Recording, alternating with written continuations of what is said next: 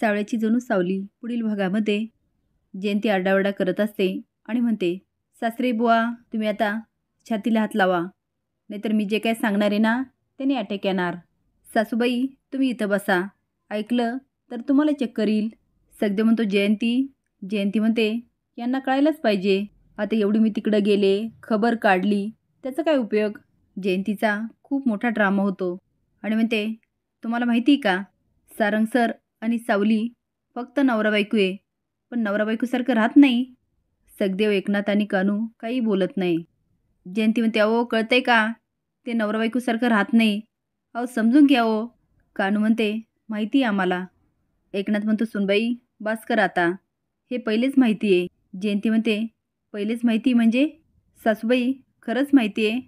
कानू म्हणते हो, अगं तू तिकडे गेली आणि जी खबर काढलीस ना ती आम्हाला आधीच माहिती आहे. सगदेव म्हणतो जयंती तिकडं लय गोंधळ घातला तू, आता इथं बंद कर. एकनाथ म्हणतो सगदेवा चल झोपायला. तिघं पण निघून जातात. जयंती म्हणते शी बाई, हे लोक ना लय आतल्या गाठीचे निघाले, वाटलं होतं मस्त सीन क्रिएट होईल, पण यांनी तर मलाच उल्लू बनवलंय. ऐश्वर्या जाते आणि म्हणते मॉम सारंग त्या मुलीशी खूप वेळ बोलत होता. तिला तर म्हणते काय फरक पडतो त्यांनी, माझ्या सारंगवर माझा पूर्ण विश्वास आहे. ऐश्वर्या म्हणते नाही म्हणजे सांगायला आले होते.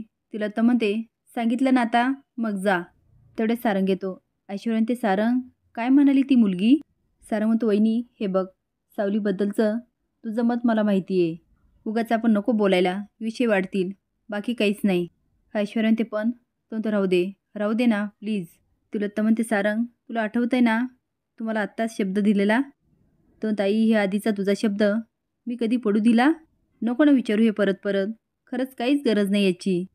तिला तर म्हणते आणि ऐश्वर्याला खुणवते जा. ऐश्वर्या म्हणते एक्सक्यूज मी आलेच. ऐश्वर्या निघून जाते. तिला तर म्हणते सारंग त्या मुलीने पुन्हा चूक केली, ती माझ्या विरोधात गेली तर मी सहन करणार नाही, हे ऐश्वर्या बाहेरून ऐकत असते. सारंग म्हणते हे बघ आई, मला माहिती तिच्याकडून चूक झाली, पण ती अशी परत चूक नाही करणार, मला खात्री आहे. ऐश्वर्या विचार करते आधी वाटलं होतं त्या मूर्ख मुलीचं पाऊलसुद्धा ह्या घरात पडणार नाही, पण हळूहळू ती मूर्ख मुलगी ह्या घरातील सगळ्यांच्या मनामध्ये स्थान निर्माण करायला लागली. असो, पण ही तिची सगळी नाटकं मी फार काळ टिकू देणार नाही. सारंग सावलीला बोलून आणतो आणि मॅच चालू होते. एकच बॉल लागत असतो. सारंग मागून सावलीला पकडतो आणि कसा मारायचं हे सांगत असतो. सोम म्हणतो तुम्ही असं पण खेळू शकता काय, कुणाला काही प्रॉब्लेम. सगळे म्हणतात नाही. आता बॉलिंग करतात आणि दोघंजणं बॉल मारतात. 1 रन पाहिजे असतो आणि 6 जातो. आता सारंगला एवढा आनंद होतो तो इकडे तिकडे पळतो. नंतर सावलीकडे जातो, पहिले मिठी मारतो आणि तिला उचलतो.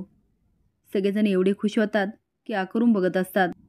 आता सारंग भानावर येतो, पण तो सावलीकडं एकटक बघत असतो. असेच नवीन अपडेट जाण्यासाठी लाईक आणि सबस्क्राईब करा. धन्यवाद.